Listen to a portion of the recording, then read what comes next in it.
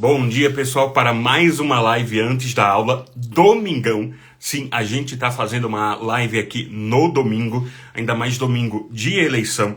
Mas a promessa foi feita, 100 dias pelo menos. Eu digo pelo menos porque depois a gente vai continuar, né? Mas 100 dias pelo menos de lives todo santo dia, às 7h30 da manhã, para que você, professor, você, professora, possam ver que há outro caminho, além de sofrer com baixos salários, com cortes de salários, com turmas superlotadas, com demissões em massa.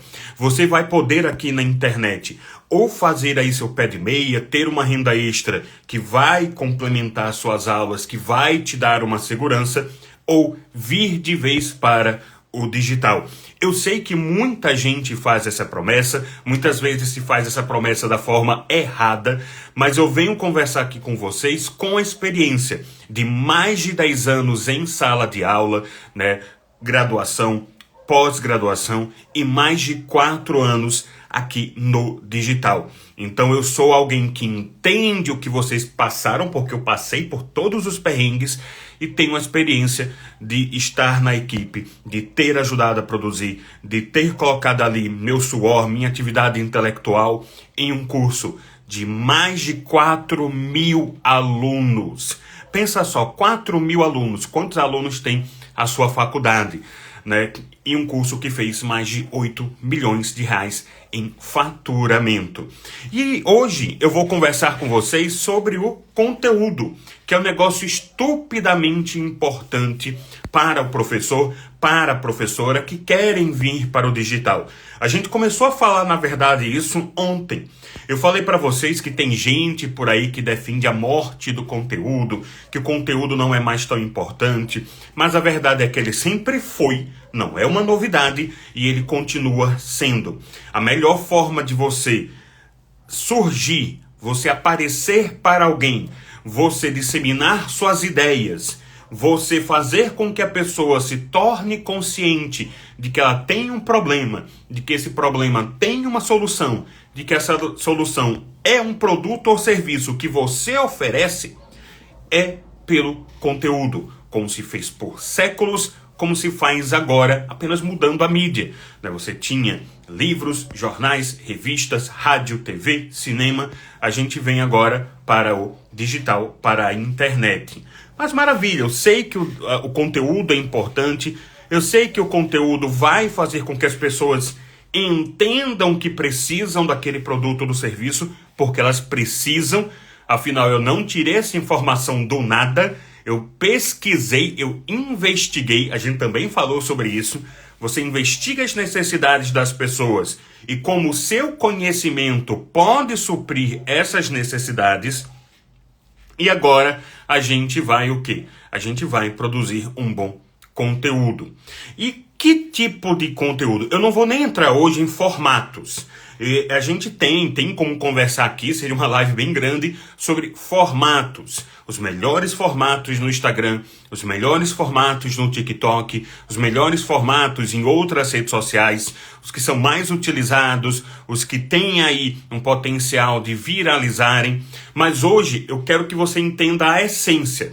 Eu quero que você entenda o que você tem que trazer de conteúdo, ou seja, o que efetivamente o seu conteúdo tem que despertar, qual é o tipo de conteúdo propriamente dito, para que depois você entenda como encaixar isso em formato. Porque se eu só chegar aqui e dizer, você tem que fazer um Reels, que Reels são até 1,5 minutos, mas o ideal é até 1 minuto, e você vai decorar aquilo, mas você não vai entender o que você tem que colocar nesses Reels.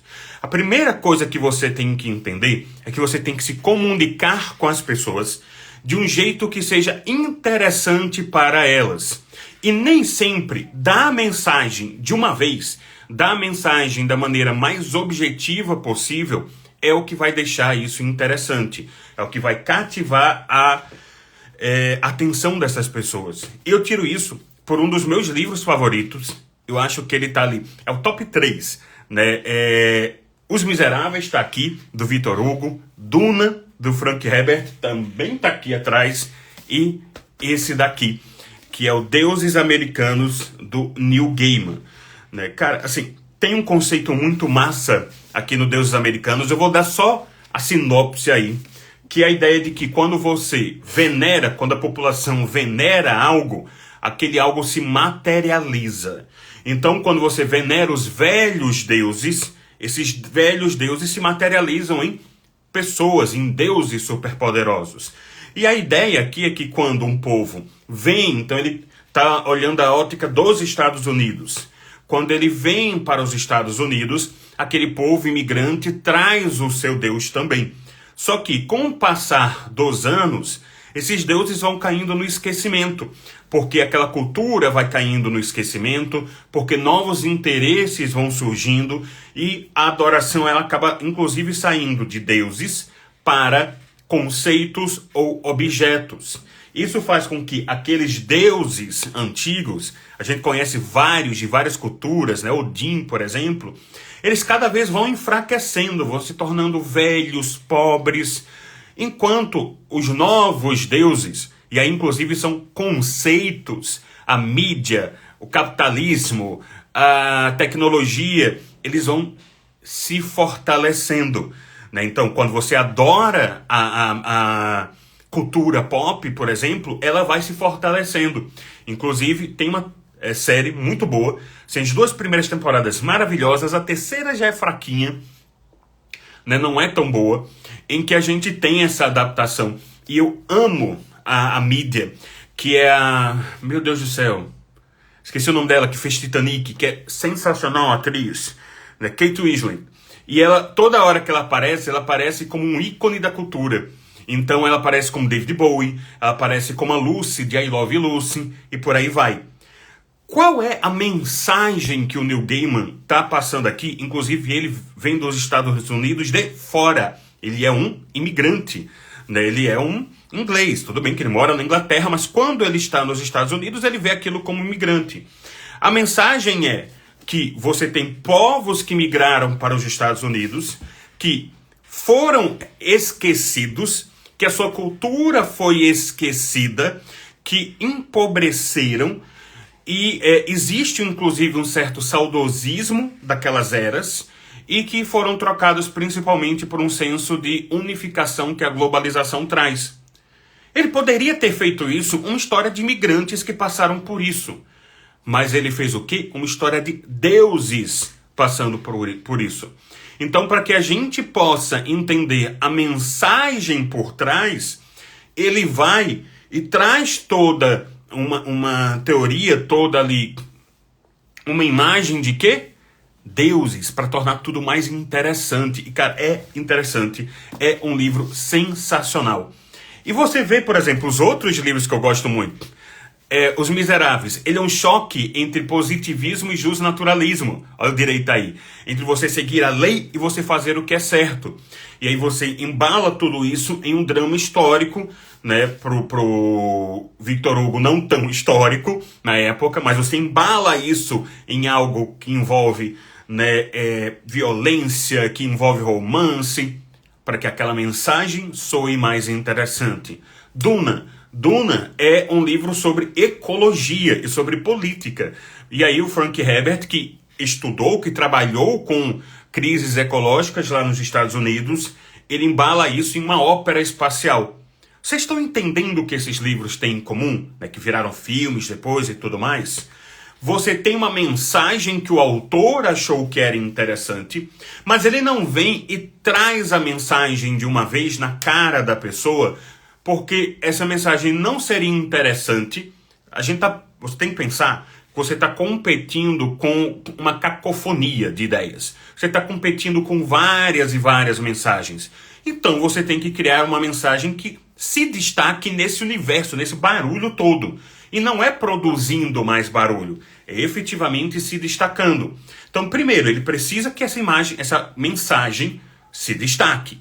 Em segundo lugar, ele precisa que as pessoas não tenham uma resistência a essa mensagem, já que essa mensagem pode, por exemplo, estar tocando em feridas delas, ou estar tocando em preconceitos, ou estar tocando em objeções. Então ele precisa que essa mensagem seja um pouco mais palatável.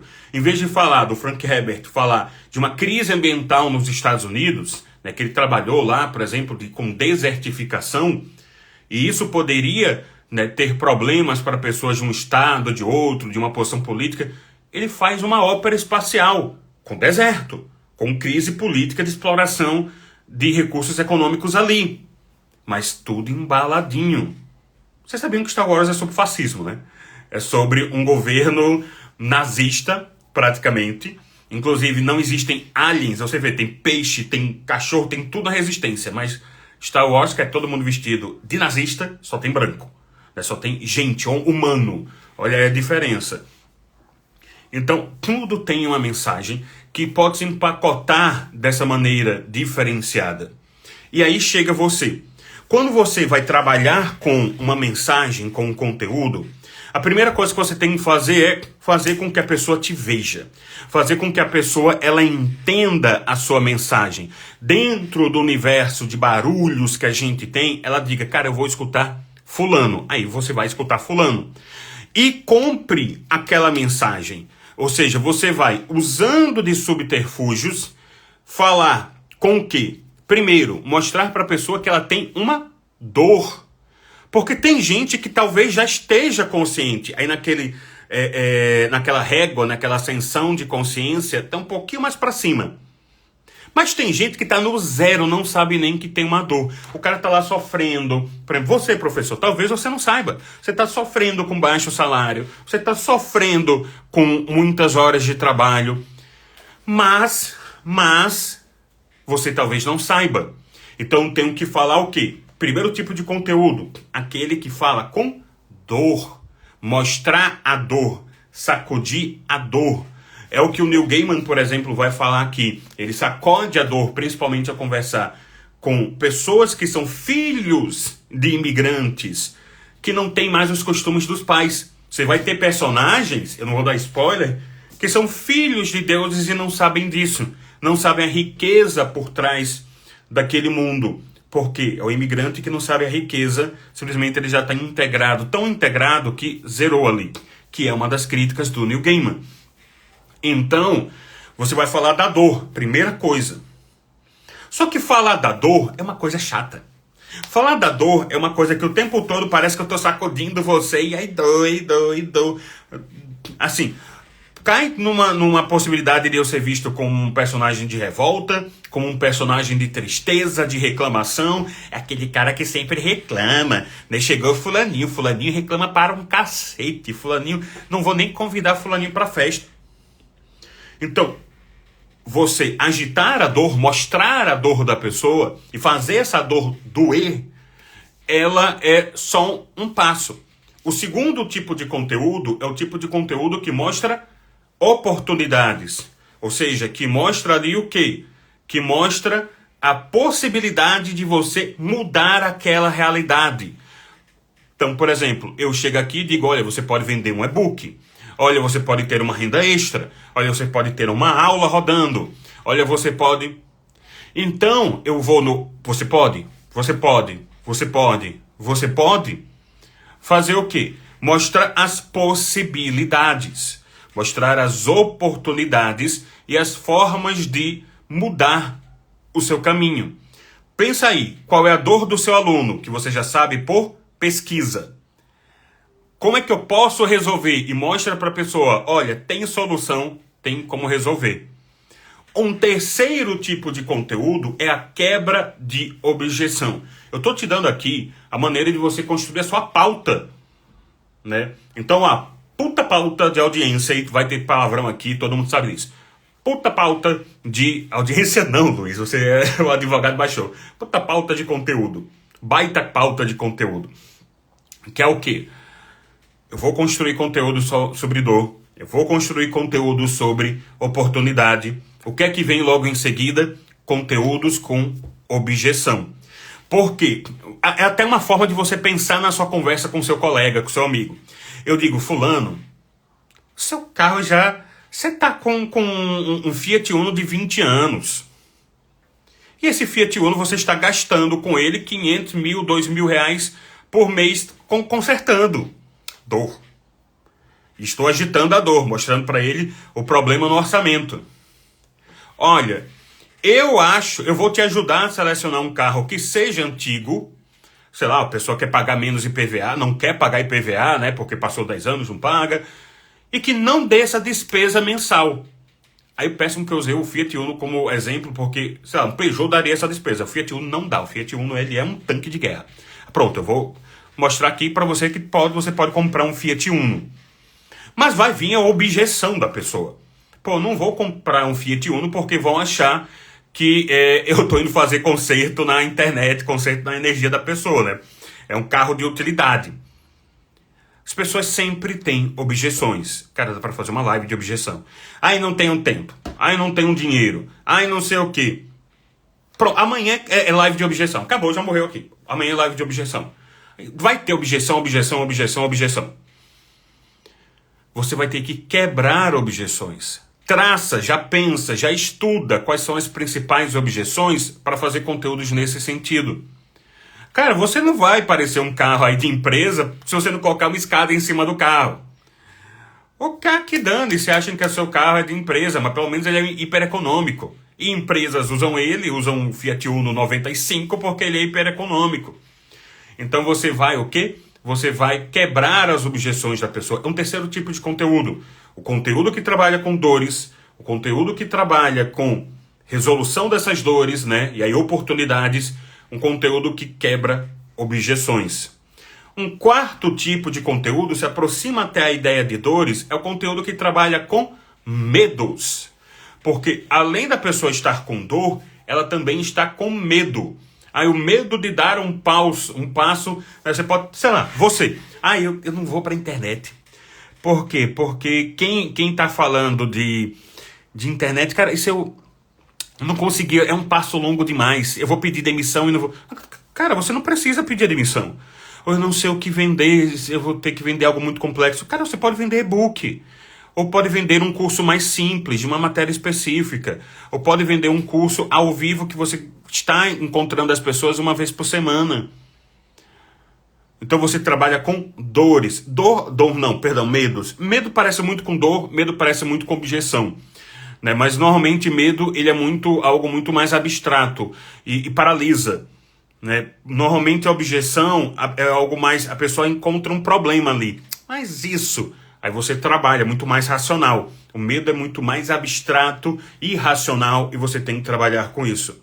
Então, em termos sentimentais, eu tenho que trabalhar com esses 4 tipos de conteúdo. O que identifica o problema, trabalha com esse problema, trabalha com essa dor. O que trabalha com oportunidade, né, resolve a dor. O que quebra objeções e o que fala de medos. Tudo isso, inclusive, que você pode pesquisar, conversar, né, investigar dos seus potenciais alunos. E existe um 5º tipo de conteúdo, então a gente tem 5 conteúdos ali, né, os 5 conteúdos que você pode fazer, que é o conteúdo técnico, efetivamente o ensino para as pessoas.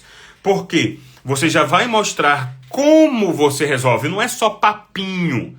Então, se você perceber essas lives, elas estão resolvendo os 5 conteúdos. Eu estou falando da sua dor como professor. Eu estou quebrando objeções que você tem. Eu estou mostrando oportunidades. Eu estou falando medos. E eu estou trazendo técnicas. Só que aí vem um pulo do gato que faz com que alguns cursos nunca cresçam e outros cursos atinjam 1 milhão, 2 milhões, 10 milhões. O técnico não pode vir sozinho. Porque o técnico, ele é chato. É uma aula chata, né? É o professorzinho, professor Pardal. O técnico, ele tem que vir com um dos outros conteúdos. Então, eu mostro a oportunidade e mostro como chegar lá, através da técnica. Eu mostro como se mata uma dor, eu mostro como a sua dor, né, ela é infundada, ou ela até tem fundamento. Eu não vou dizer que você não está sofrendo à toa, você está sofrendo, mas como isso tem uma resolução com técnica. A técnica, o conteúdo técnico está atrelado aos outros tipos de conteúdo, fazendo com que aquela mensagem seja muito mais palatável. Porque o técnico vai dar embasamento para os outros, né? Não é só papo de coach. Papo de coach, eu sou anti-coach. Né? Para mim, coach se você sabe, barata é cacarote. É quase a mesma coisa, né? Barata em inglês é cacarote, a mesma coisa, quase. Então, assim, eu não vou ficar, ai, vai dar tudo certo se você tiver força. Eu não vou falar isso nunca, por exemplo, para um cara que está dando aula de manhã, de tarde, de noite, de madrugada. Mas tem que ter força. Não, eu vou dizer, olha, dentro do seu tempo, eu vou mostrar a realidade com técnica. Como você faz 1 hora virar 10. Como você chega potencialmente a outra. Então, isso é a ideia de você aliar esses 4 conteúdos que eu falei com a parte técnica. É o que o Neil Gaiman fez, é o que o Victor Hugo fez e vários escritores de qualidade fazem. Eles pegam o que eles efetivamente querem ensinar e, para não ser algo chato, eles embalam em toda uma questão fantasiosa, de emoções e tudo mais. É por isso que o bom professor na internet, ele também tem um pouco de copywriter, ele também tem um pouco de publicitário. Ele vai embalar a técnica. Né? Eu fazia meus alunos assistirem aula de nulidade processual. Tinha muita gente assistindo aula de nulidade, porque eu sabia, identificação de problema, que lascava muita gente na OAB. O pessoal não acertava questão na OAB, que lascava em concurso e que depois na vida prática prejudicava muito promotor, muito advogado, muito juiz. Então eu fazia esse povo assistir a bendita aula de nulidade, que é chata para um caramba. Como eu fazia isso? Vendendo a aula de nulidade. Por exemplo, falando da dor. Por exemplo, falando dos medos. Até mostrando todo o medo. E mostrando como aquela aula ela ia ser uma aula mais simples e trazendo técnica. Dando uma aula de nulidade que era efetivamente mais tranquila. Eu tive que dar uma estudada como melhorar aquela aula. E algo que eu sei que você sabe fazer. É algo que eu sei que o professor sabe fazer. E você vai fazer. Então a gente já sabe os 4 conteúdos, tipos de conteúdo que eu tenho que ter. Veja, não é nem formato, é o tipo. Conteúdo que trabalha com dor, mostrando a dor. O conteúdo que conserta a dor, que mostra a oportunidade. O conteúdo que quebra objeções e o conteúdo que dissipa medos. Junto com o 5º, que é o conteúdo racional. E aí tudo se entrelaça.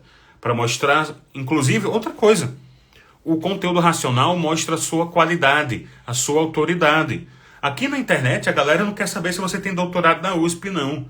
Não era isso que a galera avaliava com Fabiana, por exemplo, quando a gente estava junto, né? No Você Tributarista. É claro, muitos viam ali essa autoridade que vinha do offline.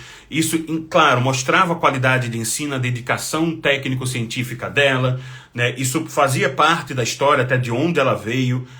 Mas o que era o ponto realmente é a qualidade de ensino. E isso se mostrava pelo domínio dos outros 4 tipos de conteúdo e por esse 5º que é o técnico. E é isso que eu quero que vocês saiam sabendo daqui. A história de vocês é linda, a história de vocês trouxe vocês até aqui, a história de vocês é o que vai dar todo esse amparo técnico para responder, para mostrar que vocês têm autoridade, mas é no domínio desses tipos de conteúdo que vocês vão trazer as pessoas, vão torná-las mais conscientes e vão mostrar que vocês são bons, vão criar autoridade. Tá certo? Então, amanhã a gente vai falar de objeção. Bom domingo para vocês. Votem com consciência. Dialoguem, respeitem um amiguinho. Né? Eu acho que isso é muito, muito importante. De repente o amiguinho tem uma visão política diferente de você por um background diferente, porque ele aprendeu coisas diferentes. E a gente está aqui justamente para poder dialogar, para fazer o mundo um pouco melhor. Tá certo? Eu espero que tudo hoje transcorra com muita calma. E aí amanhã a gente se vê aqui. Inclusive amanhã tem algumas surpresas. Na segunda semana do nosso projeto tem algumas surpresas aí para vocês. Tá certo? Até mais, pessoal.